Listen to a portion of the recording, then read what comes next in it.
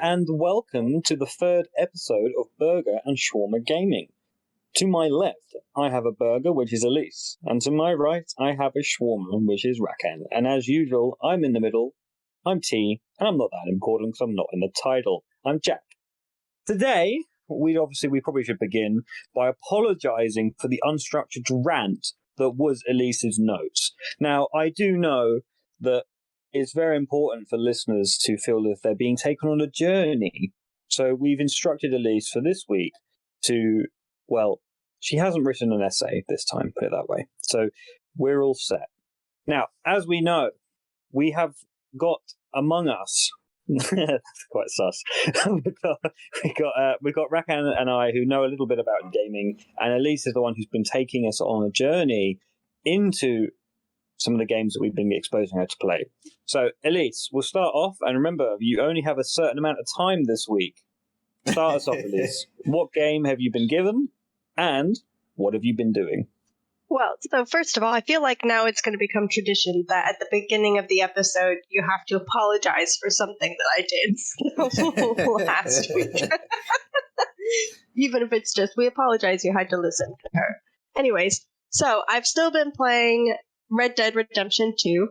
I've played it for about 24 more hours than I did last time, and this time I made sure to exit the game and whatnot. And I'm about 55% through the story, which is baffling to me because I feel like there's only so much more down that we can go, but I have a feeling we're going to go on quite the ride. So I have broken what I want to say into sections. So my first section is titled Character Conflicts and Relationships. And it's just what I think about some of the relationships and conflicts that have come up. So first of all, pretty early into playing from our last recording, we are staying in kind of that swampy area. The Pinkertons come for Dutch, and they are offering for everybody in the community to go free. And Dutch says, all right, fine, I'll come with you. And as he steps forward, the entire group all reach for their weapons to point at the Pinkertons. And I thought that was a really interesting demonstration of, even though there's a lot of conflict within the group and differences between them, that they still are coming together regardless of those differences, even though they all have quite an easy out at that point. So that's just kind of a community dynamic that I thought was interesting. Moving on from that, I think I made a couple comments about Dutch and Molly last week and just kind of wondering what it was that was going on there. And so this week I learned that apparently Dutch must have had a lover before, or a wife or something, that Colm killed. So he had a partner who was murdered because of this kind of central conflict to the game. And I think that adds an interesting layer of complexity to the relationship that he has with Molly. Just a second. Colm killed Dutch's lover? I thought he killed his brother or something like that. No, Dutch killed Colm's brother. Oh! And I'm pretty sure Dutch killed Colm's brother in response to Colm killing Dutch's partner. And so Molly probably already feels quite sort of second and not good enough in Dutch's life. It's not like they broke up amicably. She's dead. Anyways, and then at this point in the game, very recent. Why are you laughing? I just think that you are right. It's not an amicable breakup, is it? No, No. She's fallen. Well, how horrible. And considering, it's not like she got TB and passed It's not away. me. Like she was It's murdered. you. Well, I don't know. I felt for some reason, I felt very invested in Dutch and Molly's relationship and these little, just bickering. Like at the beginning, it's like they're expressing love and fondness for each other. And as the game continues, they start to have bickering. She's complaining that he's looking at other women. Why don't you sit and talk to me? He's responding by saying, you're so needy. Why do you do this? You're ruining things. And so I've been kind of invested to sort of see what ends up developing. But oh my good lord. Also, I feel like I should warn, it should be quite obvious, but big friggin' flingin' spoilers. My lord, when you find out that Molly told about the bank robbery that they were going to do in Saint Denis, and that's how the Pinkertons were able to find Hosea and your group, which resulted in Hosea dying and Lenny dying. and she is the reason that they found out about this. I knew that there was a rat in the group, but I was baffled. And so, in case you don't remember, Miss Grimshaw shoots Molly with I think she shot her with a shotgun. It just shows her just laying there in the ground. It just, oh my, so to go from this, they're all showing that display of sort of camaraderie when the Pinkertons came, to then, okay, but if you betray us, you're gone. You don't get a conversation. There's no debate about it. You're gone. This game has taken such a complex turn. I bet you thought that was Micah. No, actually, I have some thoughts about that, but I was talking to Jack about it. I'll explain a bit further. I don't think Micah's a good person, but I told Jack that I feel as if if there were to be one rat, Micah would be the too obvious choice. That would be quite sort of lazy, we're going to spoon feed you this story writing. Does that make sense? Yeah, anyways, fair enough. So, another relationship that I think has been interesting to kind of watch develop has been between Abigail and John. There was a really brutal part where when they bring Jack back, Abigail very specifically says thank you to Arthur and Dutch. Like, she says Arthur and Dutch. John is standing right there. He helped bring Jack back. She does not say thank you to him. I just thought that was quite brutal. But they've been developing since then as well. She wants to help break him out of jail, all that good stuff. Anyways, we have Mary come back into the story too. So we've seen her in Valentine. Now she's in Saint Denis. And I'm very, very, very interested in how she is able to keep contacting Arthur when they make spontaneous moves. How does she get his address? Where does she know where to send it? Mind-boggling. But I really liked this mission that you do with Mary. I want so badly for Arthur to be happy. I want him to be able to run away with Mary and settle down. When you go to the theater, you can hoot and holler at the stage, but if you turn and face your camera to Arthur and Mary, at a point you can try to make a move. And it's just the cutest thing where Arthur goes to put his arm around her and kind of stops partway and brings it back. It was just so precious. And then there's the heartbreaking cutscene where she's saying, just come with me, run away with me right now. And I wish I could have had the option, because F everybody else, I want to run away with Mary. But it didn't let me, and it was really devastating. I just want Arthur to go and be able to be happy. He is a good person. I have made him a good person. He deserves happiness. He can make a life not killing. What are you talking about? Because I make him walk around town and greet people. That's why. Fair enough, okay. Moving along from that, still thinking about characters and relationships, I have made a subsection titled, Why I Hate Micah. So it's my relationship with this one character. So, from my continued gameplay, here are a couple of highlights of why I continue to hate Micah. First of all, when you go and you rob a bank carriage with Micah, Micah strips the people and puts their frickin' clothes on. The people who were guarding the bank carriage. If I'm playing with honor in this game, I kind of assume that all of the other characters have sort of passive honor as well, and Micah's must be negative. But how why? rude. Why? Because he's effectively kind of like grave robbing these people that he just stole all of the money that, like, they're just doing their job. It's not enough that we're chasing them down and killing them to be able to steal from the bank carriage, but you're going to take their clothes too? He's just gross. So when you kill all of these cops and you kill all of these other people who just happen to be walking around, that's fine because you're a good one. But when Micah takes someone's clothes, he's like the devil. Yeah. No, it's so the thing is, it's an added. No, I think that's crossing the line. My Arthur does not walk around and kill random people. And if it happens by accident, I say sorry. No, it's wait. So no, but it's the thing is, so they're being outlaws. I get that, but it's that just kind of one step further. I'm not saying that robbing the bank carriage in the scale of morality gets you good points, it obviously doesn't. But for him to then steal the clothes of those people, it just, instead of being at the, a little bit on the negative, it just thumps you down. Anyways, okay, let's move on. More reasons why I hate Micah. You don't have to agree. There's a quest where you have to go meet the Greys in Rhodes. It ends up being a setup. They're ambushing you. You go Arthur, Micah, Bill, and Sean.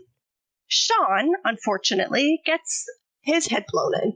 It ends up with kind of an all-out brawl. You end up basically killing everybody in Rhodes, which is not nice, Then, after this, Micah has the nerve to try to complain that all Arthur does is complain. He's saying, "Oh, Arthur, all you do is complain." Because prior to the ambush, Bill was saying, "I only do things wrong. If I make a mistake, everybody's so irritated about it. And if Arthur does something wrong, it's just a whoopsie. Nobody cares." And so Micah's saying, this is the issue. All you do is complain, Arthur. And do you not see the hole in Sean's head? Can we not critique Bill for following up this lead because it led to someone's death? But to Micah, the death of a group member by somebody who's an enemy is just how some things go. And I found that to be very distasteful. It was very disrespectful to Sean, and I liked Sean. So I think the biggest character conflict is asking about who's the rat. I do think it's too obvious for the rat to only be Micah.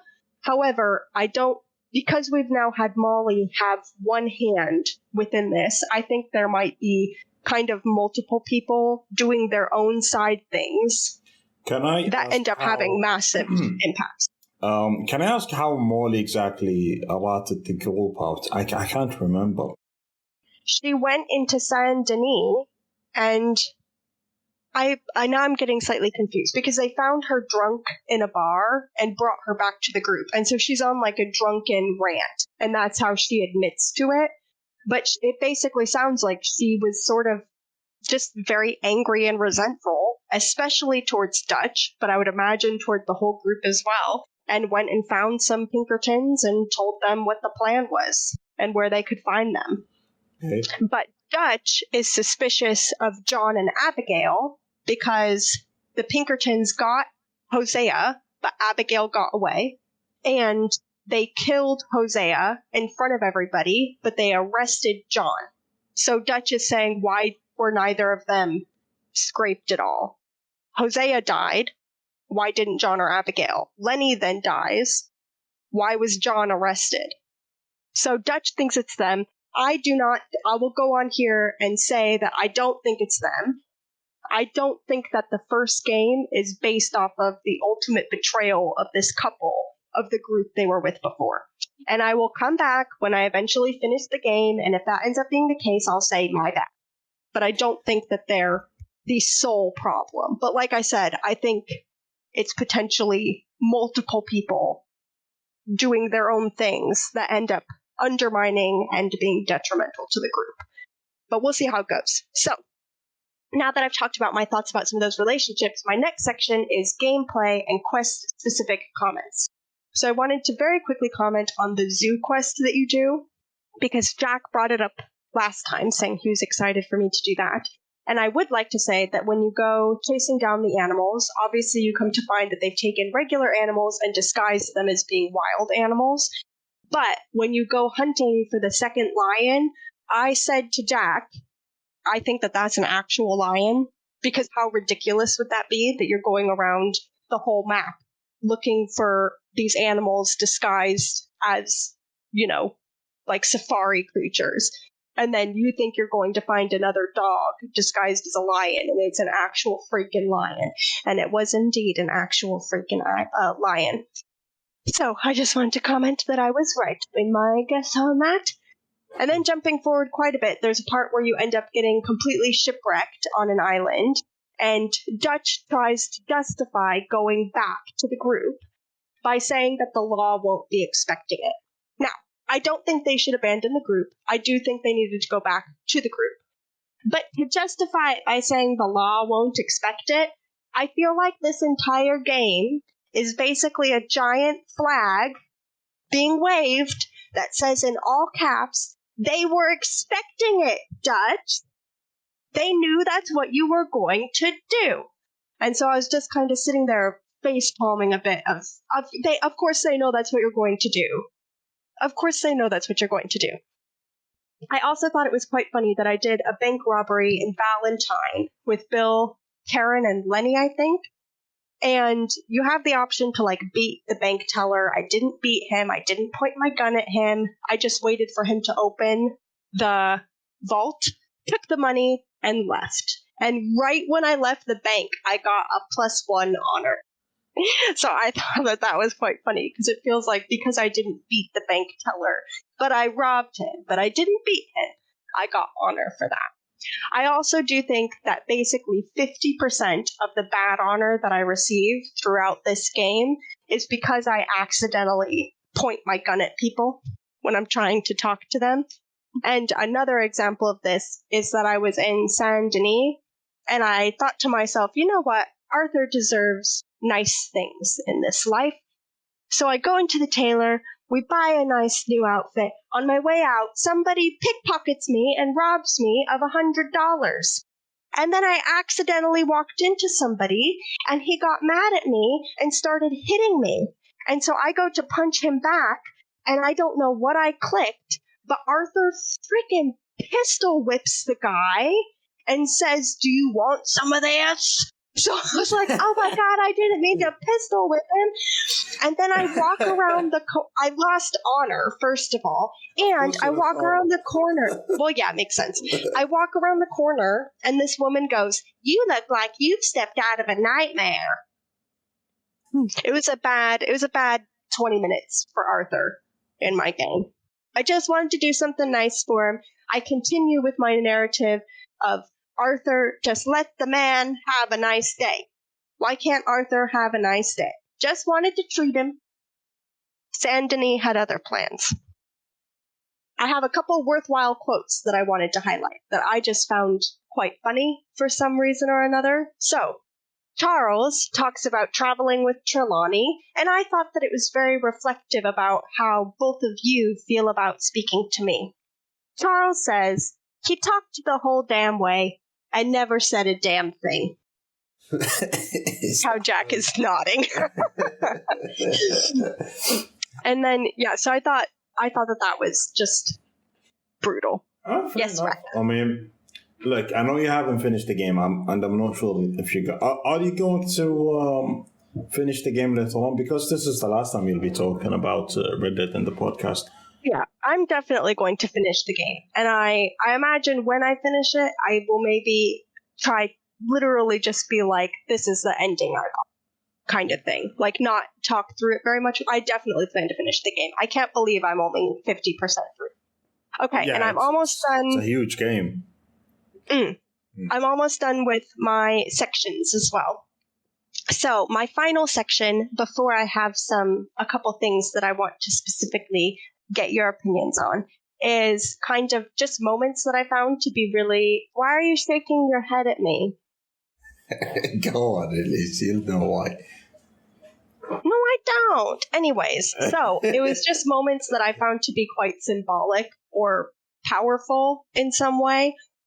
So the first one is when you're going to do the peace offering between Calm and Dutch. As Arthur is walking to the ridge, you pass by a vulture feeding off of a rotted corpse of an animal. I thought that was quite symbolic, and then obviously you end up getting kidnapped. I found it really shocking, and I just didn't see these things coming. I just didn't see them coming. When you're hanging out at Shady Bell, and all of a sudden a horse rides up, and it's Kieran holding his own freaking head in his hands. Then, when Hosea dies in the streets, I thought it was very symbolic that... When was that? I don't remember that. Are you serious? You don't remember that? No. My God, it is imprinted in my mind. The O'Driscolls kidnapped Kieran. Okay. And find out where the group is. And before they ambushed the group at Shady Bell, they send Kieran in on a horse with his head cut off, and he's holding his own head. Was that back when they took over the mansion? Yes, sorry, I should specify. Shady Belle is the mansion. Yes. Yeah, okay. That makes sense now. Yeah, I remember. It's been a while. Okay. And then so I have kind of very quickly just two more things that I thought were quite just shocking to point out. So very specifically, when Hosea dies, you just robbed the bank in Saint Denis, and the shot of Hosea falling down to the ground and dying, he's literally in like filth and grime and trash. And I just thought that it was just such a horrible, cruel irony that all they're wanting to do is get money to leave. They're stealing, but they want to get money to be able to go kind of have their own life for themselves away from the law, and society as it's developing. And for him to die, kind of almost how this society sees him, like amongst the filth and the trash in the streets. I thought it was just a really, like I said, it was just a very cruel irony. And then the last thing that just made me be like, what the actual F is happening in this game is when you go to the camp after you've had to flee Shady Belle, you go up into the mountains and you take over a cave that like freaking, I don't know, backcountry, I don't even know what to call them, just these people are inhabiting. They're not even people, they're freaking animals. You go up outside the cave and there is a freaking flayed body outside. Spread eagle. Wide open. It's like wrong turn. It's Arthur and his gang are moving further into the wrong turn movies. So yes, that in general is my thoughts that I had about this part of the game. It has taken me on quite the journey. When you find out that Arthur has TB, when he actually gets his proper diagnosis, it's just really devastating. And I just can't see how things can get worse from here, but I'm sure I'm in for quite the ride, really. Okay. So that is my weekly chat about this game. And I do have a couple of, I apologize, I went 3 minutes over my 20 minutes. I've been timing it. But I do have a couple of questions that I want to ask both of you, if I may. Yeah, go on. So, my first question is when Arthur gets kidnapped by Colm, he escapes by swinging himself out of his chains. He gets himself out, but he has a bullet in his shoulder.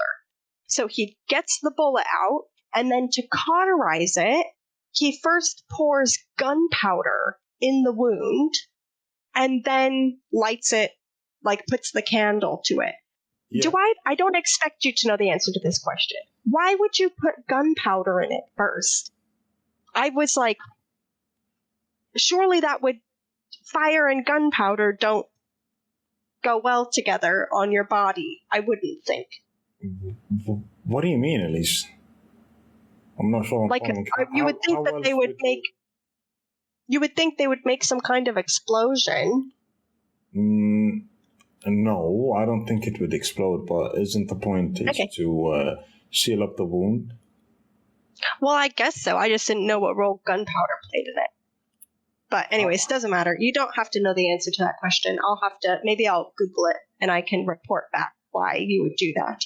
Okay. And then my next question, and I wrote this down, I thought of it before things really started to take a turn south. I wrote it down before you get shipwrecked on the island, before you find out Molly was a rat.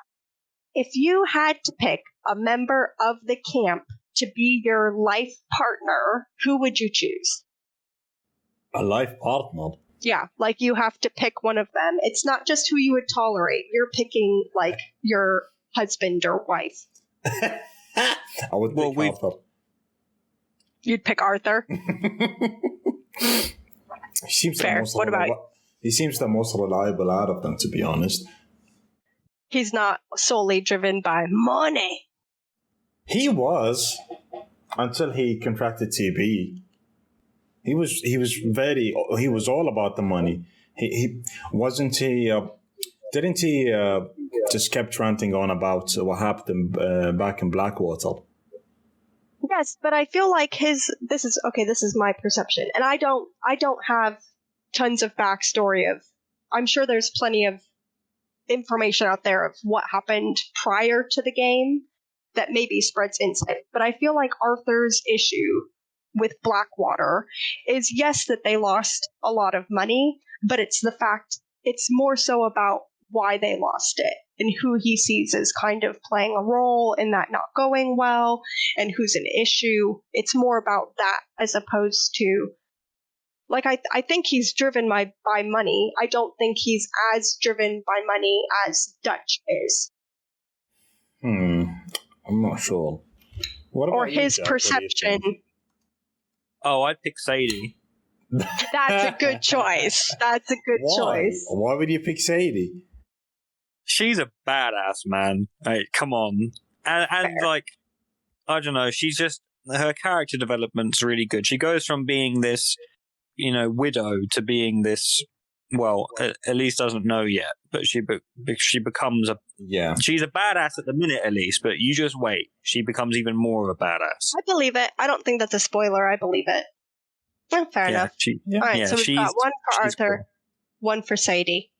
And to be fair, I think I would pick Arthur as well. But I would pick Arthur how I play him. I imagine if you were to be somebody who plays it not wanting to, like, get good honor, that would possibly change my perception a bit. And then my last...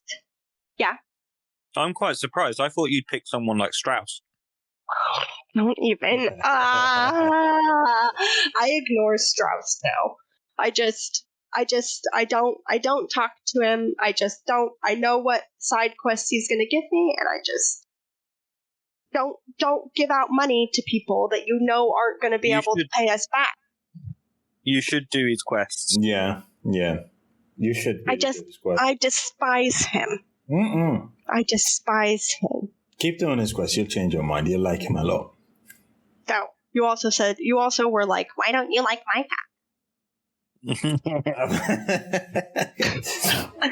Okay, and my last point I wanted to add is that I think that this Jack is your third last point. When is your real last point, Elise? Come on. No, this is my last question.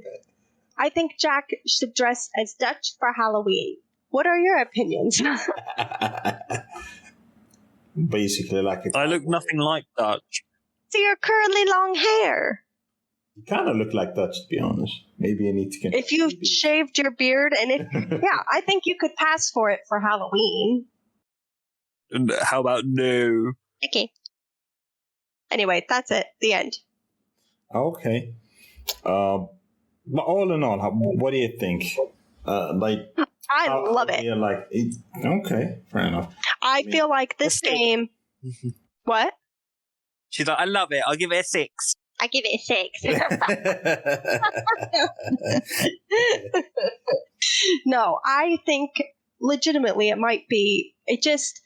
The journey that this game has taken me on, I think, has been just more than I've ever had before. Like the twist in the story, the character development that happens, like the intricacies, the way that how vastly different I imagine you can play Arthur if you want to. I think other RPGs have that where you can play the character quite differently, but I think this is the first game I've played where you just are taken on such a dramatic, complex, emotional journey with these people. Oh, fair enough. Honestly, I'm quite surprised you liked it. I thought you'd be like, hey, like this game is taking too long. I'll just quit it. I'm not gonna finish it, because this has been the case with a lot of my colleagues. Every now and then we chat about games and stuff, and whenever I bring up Red Dead, almost all of them be like, well, like I played the first hour and then I quit because this is taking too long.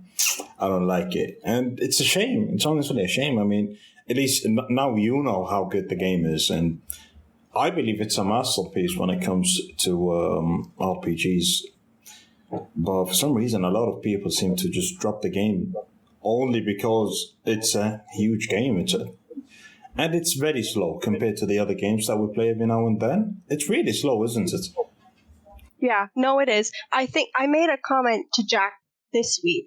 Bear in mind, when we recorded last time, I had played it for quite a few hours at that point, and I made a comment to Jack this week that I only really felt like the game was starting to truly pick up, meaning just the story was more. Really, it's kind of that more dramatic things were happening. There's quite a few big quests in a row of, for example, you've got that bank robbery where multiple people die, then you crash land on the island in the shipwreck, then you come back and your group has been betrayed and you get attacked by the Pinkertons. It felt like there was quite a bit where it's just sort of boom, boom, boom, boom, boom, boom, boom, and it just is all really starting to unravel. But I appreciate the point about, we were talking to somebody before I started playing it, saying that I was going to pick it up and try it.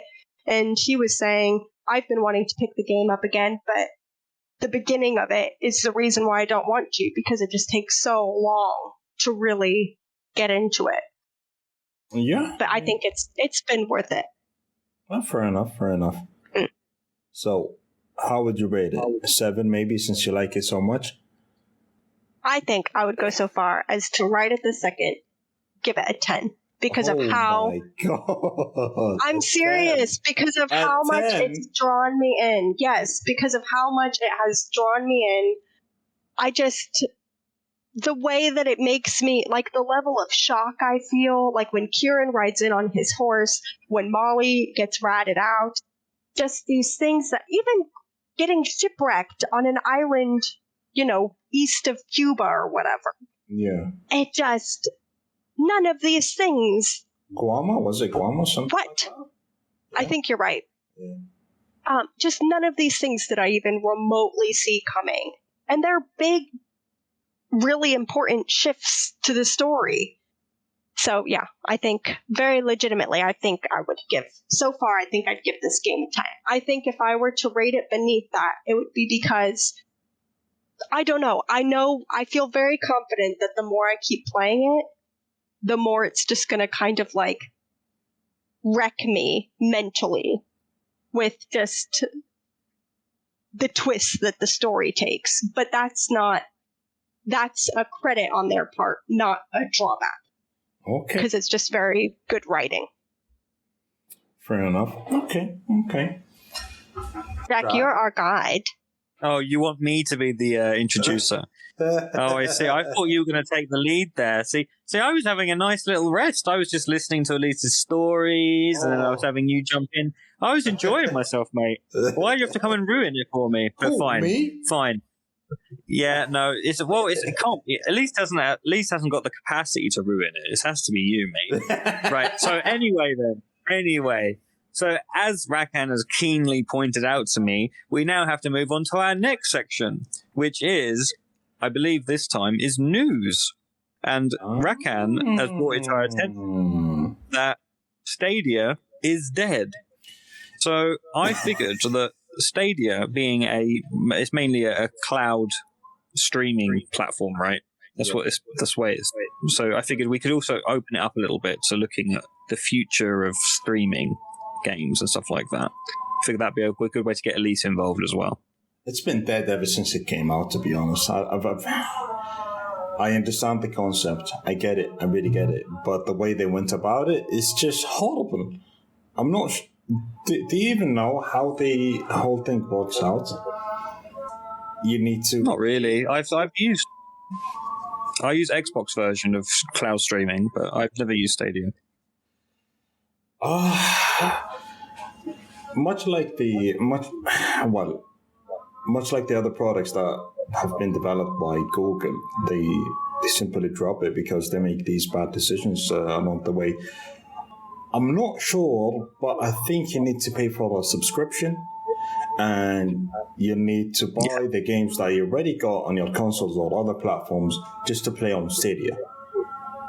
Now, keep in mind, when it came out, you couldn't play on 4K. That's fine. You could hardly play on 60 FPS, something like that.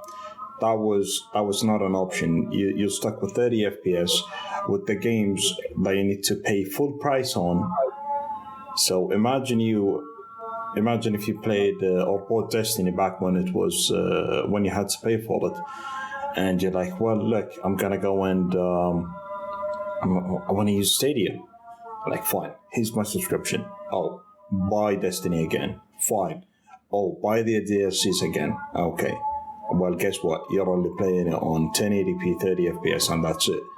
And I don't know, but I don't think that's an option. You've played using, what's it called? The NVIDIA one, right?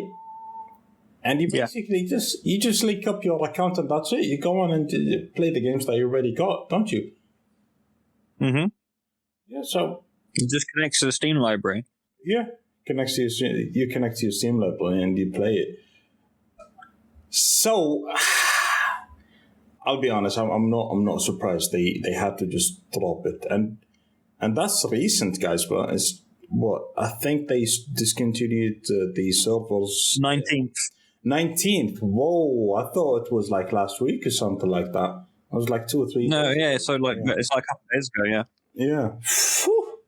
I mean, I think it's a good thing. I think that, it's my kind of bread and butter to see an industry that have to change because of innovation. Like, if things like Stadia didn't come out, what would be the need to have things like Microsoft Cloud, or whatever they call it? I think it's the other way around. I don't see the big guys noticing Stadia coming up or being developed, and they're like, oh, we need to do something about it. We've had the Xbox streaming service and we've had NVIDIA streaming service way before Stadia. I'm not sure if you know about that.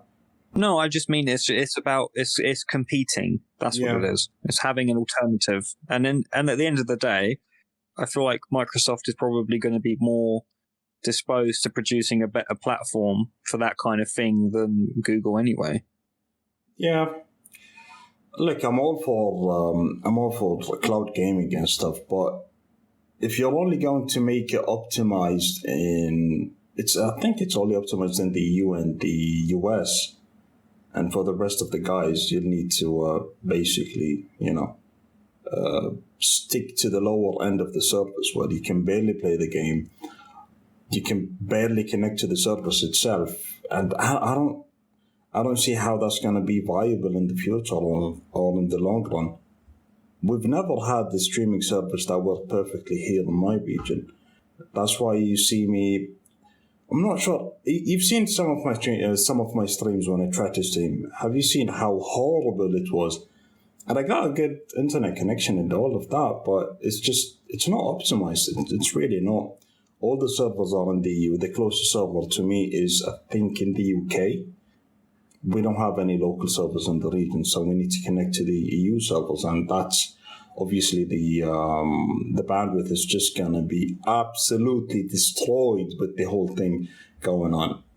I don't know. I believe it's not going to be a thing. I don't think cloud gaming or streaming, game streaming is going to be a thing. I think people will just drop it and stick to whatever they have. But that's me. So, because I know you were saying, if you got Stadia, you need to rebuy the games, you need to rebuy the downloads if they were something that you already had on a different console, etc. So now that it's dead, because I looked it up and it said, they announced it a while ago, but it looks like it well and truly died a couple of days ago.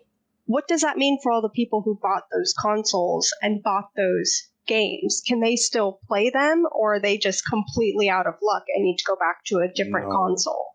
I don't think it's dead, Elise. Yeah, it's dead. It's absolutely wow. Yeah. I think they will refund the games you bought on Stadia, I think, but I'm not sure about the console too. Yeah, the console too. So the controller, they'll refund you the It's a full refund. Wow. Full refund. Oh yeah. Okay, so it really plummeted. Because I was picturing in my mind, I didn't look into it super, super fully, but I was picturing in my mind that you could still use the console and still play your games, but that nothing new is going to come out. Don't go buy one. No new games are going to come out on it, but wow, so you can't even use them.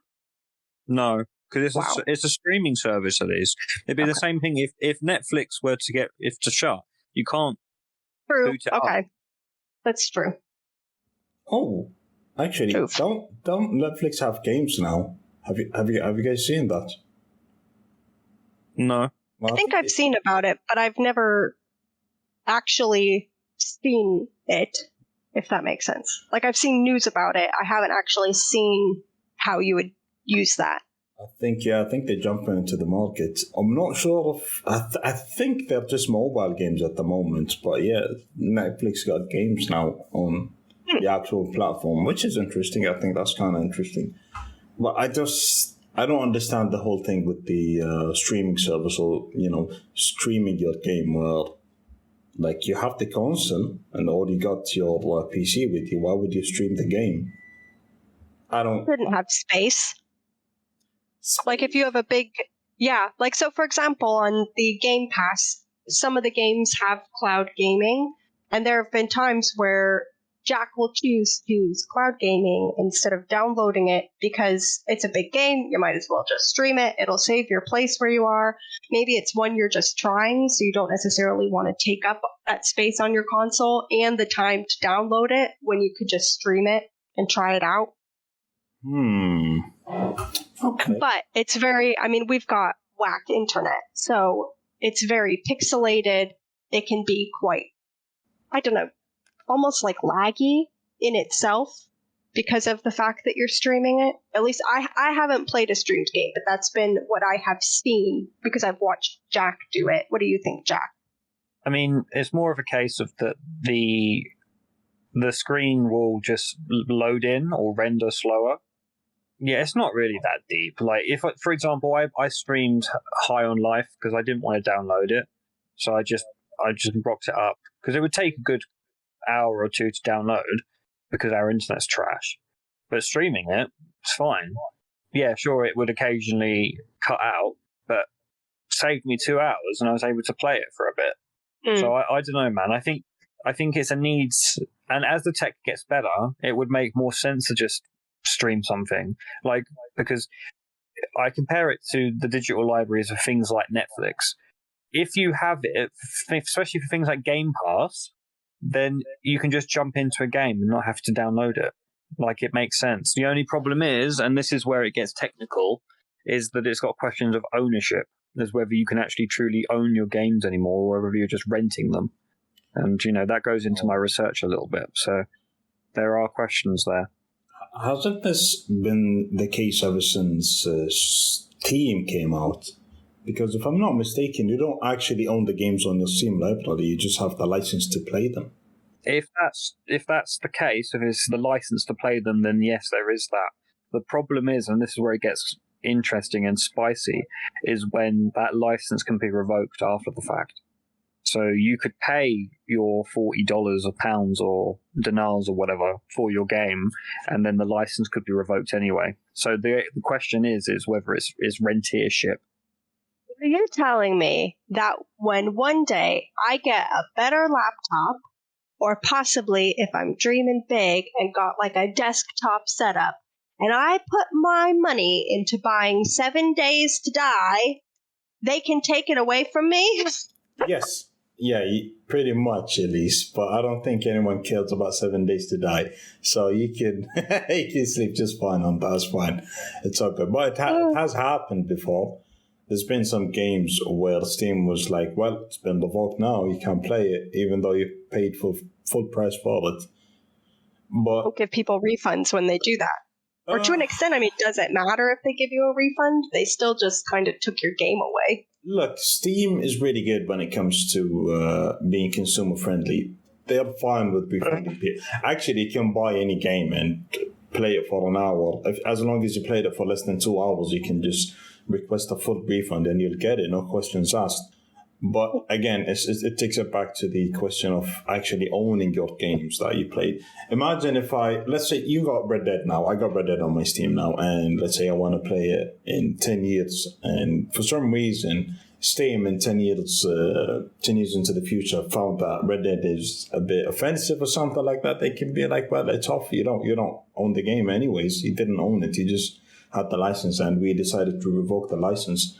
Now, could I ask for a refund 10 years later? I don't think I'd care about the refund. I'd care about my game. I wanted to play the game. Like, come on, guys. GOG actually gives you full ownership on your games you bought on that platform. Do you know GOG? It's a platform made by the same guys that made The Witcher. Yeah. Well, I like them then. No, they're really good. They're really good. Those Polish guys, they're really good. I mean, if you bought the game, it's yours. It's absolutely yours. You can do with it whatever you want. You will never need to worry about, I don't know, your license being revoked in the future or something like that. But the question will remain, what will happen if the platform disappears for some reason? Would I be able to play it? I don't think so. I'm not sure. Even if you bought the physical game, like the CD, do you know what happened with PlayStation a while ago? Basically denied people playing some games. Even if you had the CD for it, you couldn't launch it. It's connected to the internet anyway. Well, they could. Well, at least this is the thing. Like, all a CD is, Elise, is a license key. That's all it is. Yes, absolutely. Yeah. Oh, I didn't know that. I figured, because I was thinking to myself, oh, well, at least like the games that you have on disc, you have. Because, Jack, you were saying last week how when you used to buy a game, you pop the disc in, you download it, that's all there is to it. You have the whole game. You can't have a day one patch kind of thing. And so I have it in my mind that if you have the disc, I don't know, that if they were to stop making developments on that game, or if the console got cut off or something like that, I don't know, that you would still have the game. You just maybe wouldn't be getting those updates, but you could still play it. That's true. But if you're only saying for games that don't require internet. What game doesn't require internet now? Let's be honest. Even if it's a solo game, you still need to connect to the internet to download. I mean, to be fair, right? Like, if you were to unplug your Xbox from the internet, you would be able to play things like Red Dead. Like, it would just be a day one version of it. Yes, yeah. Or whatever version you've got downloaded. Yeah, true.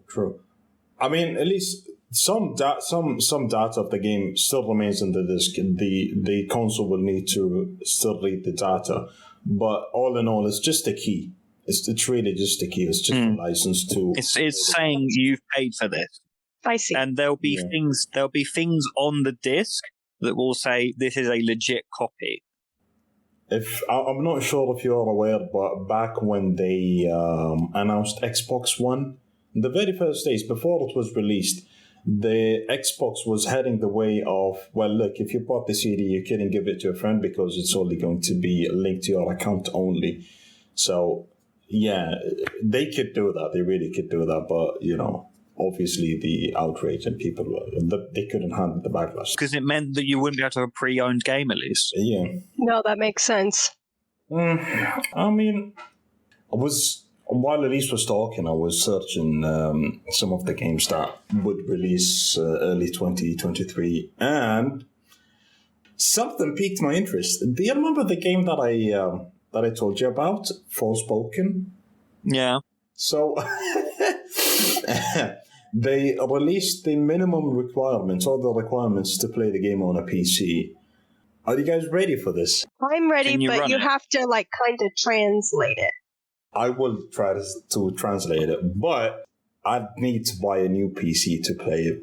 Are you serious? Yes. If I want to play it like max graphics or whatever, yeah, I'll need to get a new PC. This is ridiculous, guys. Okay. Rakan, I take issue here because you've had us thinking that you've got a really nice setup. Hey, look, that's what I thought. I thought that too. But this game comes out and basically crushes all my dreams. But look. Oh my gosh. So the game is 150 gigs large. And if you want to play it on 4K, 60 FPS, it needs to be on an SSD. Not any SSD, it needs to be on an NVMe SSD. So it's that small chip. It's just the newest kind of version of an SSD. That's one. Now, the graphic cards. I have a 3090, okay? It cost me quite a bit to get that graphic card. But it says over here, I need to get a 4080 to play this game on 60 FPS. I don't know what those differences mean, but the numbers that you said second are bigger, and so that sounds important. No, but the problem is that people can't even get the graphics card that you have. Yes. So what makes people think? That's what I don't get. Like, so how are you able to have this benchmark if people can't even have the capability? It's not that people can't afford it. You can't get the chip. So what's the point? Oh, so it's the issue that, like, are they quite rare? There's a shortage. There's a shortage. Okay. There's a shortage. One, Oof. there are way... I'm not going to say they're way overpowered. They're fine, but it's just you don't need all that power. You really don't. What games require you to get the newer version of these graphic cards? I've only got my... Apparently Forspoken. Apparently Forspoken, which is ridiculous because you can run it on a PS5 just fine. So why would I need this 4080 to run it on 4K 60 FPS? Maybe cloud gaming is a thing. I don't know. Because it would spare me getting this new PC to play or enjoy it. And it's, Exactly. Yeah. You seem to be forgetting that you have a nice sparkly PS5 sitting literally right behind you. I do, but I only use it to play exclusive games on the PS5. If I had the option to play the same game on my PC, I'd go and get it on my PC because it would look way better. But... You only play real games like Minecraft. Games that your PC can't handle. Yeah, my PC cannot handle Minecraft on 4K. It's all those mods, mate. What's it called? Ray tracing on Minecraft. Yeah, I think that would hit up on my PC. Yes, it'd be like. No. My God, Forspoken is this better look good. And this is a dating sim. Yes, it is. It is a dating sim. Yeah. Unfortunate, but yeah. Call back to last week if you're not sure what is happening right now. Oh, we're getting inside jokes in the podcast now. What's going on with these news? So China, I mean, I know I sent you guys a text saying that, look, it seems that China is basically putting a timer on games. Was it on games or the kids that play games? I haven't followed up with the news, honestly. I'm not sure. But it seems that if you're a child in China, you only have like 1 hour a day to play video games, which is, I think that's horrible. I quickly looked it up, and one of the headlines that comes, it's just a headline, and I don't know how legit it is, but it's from one day ago, and it says, China is keeping a 1 hour daily limit on kids' online games. So, obviously, it sounds like it's just for kids, but it also specifies online games. Oh, okay. So if it's an offline game, you can just play it, that's fine. No. From the title, that's what I would gather, but I don't know. Like I said, it's just a title. What do you think, Jack? Sounds like the way forward. All I'm going to say is, imagine how successful I could be if I had an hour limit. Would you? Really? You think this is... No. You just find something else to waste your time on.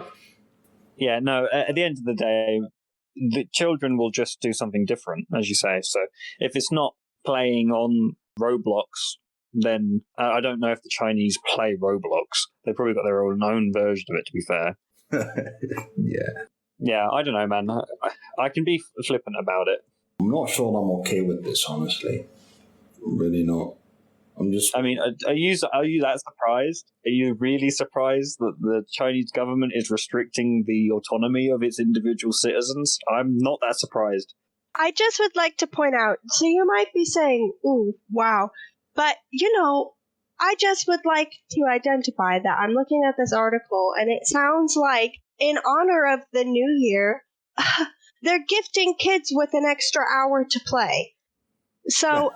I don't know what you're mad about. But so I don't know if the online games really means anything from this article, which I've only kind of scanned. It seems like it's just gaming, really.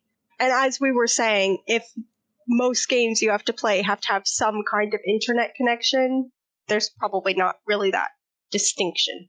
In the article, it's really just talking about gaming. It'll say online games and then also just playing games, video games. So I think these terms are being used interchangeably. I'm just worried that some other country, I don't know, some other entity or some other organization is just going to adopt that kind of method of limiting the time or limiting what you could do with your own games that you paid for. I can see it happening, honestly. I really think it could happen one way or another. It only started in China in a very extreme way, that's all. But I can see companies coming and be like, well, like, you've been playing this game for 3 hours. We think that you should take a break. So how about you go and take a break? Well, you do get that message, like on MMOs. Like, it'll say, you've been playing for a while. Maybe it's time for a break.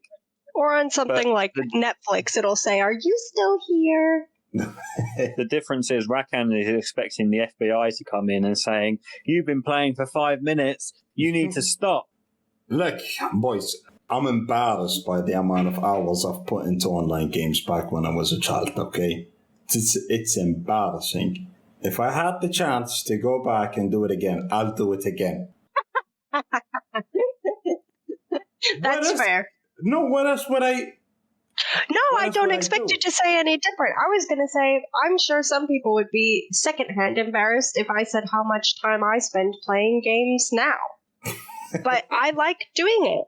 You know, I work, and that's how I like to unwind. It's not the only way I like to unwind, but I enjoy playing games. And I didn't play them as a kid, really. And now I've learned it, and I'm like, oh, a whole new world has been opened up. And I can't get enough. That's our fault. That's our fault. It is your fault. And I love it. How is it? How is it my fault? I never thought of you as a person that would like games when I first met you, Elise. You've perpetuated the cycle at this point in time. No, You've encouraged it. It's like literally half of the premise of this podcast that you and I came up with together is let's have the noob play the games that we suggest. You and Jack are like, let's give the noob homework. If that's not enabling, I don't know what it is. Yeah, speaking of the noob getting homework. We should probably have a think about what kind of homework we want to give you.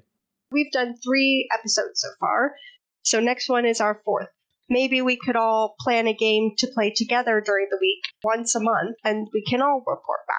And I was going to suggest, because it just came out, that maybe the 3 of us make time to play Monster Hunter this week, and we can talk about it all together next week. What do you think? I was thinking literally the same exact idea, but yeah, I'm down. I'm down with playing Monster Hunter. I think that's a good idea. The only I like Rakan's idea.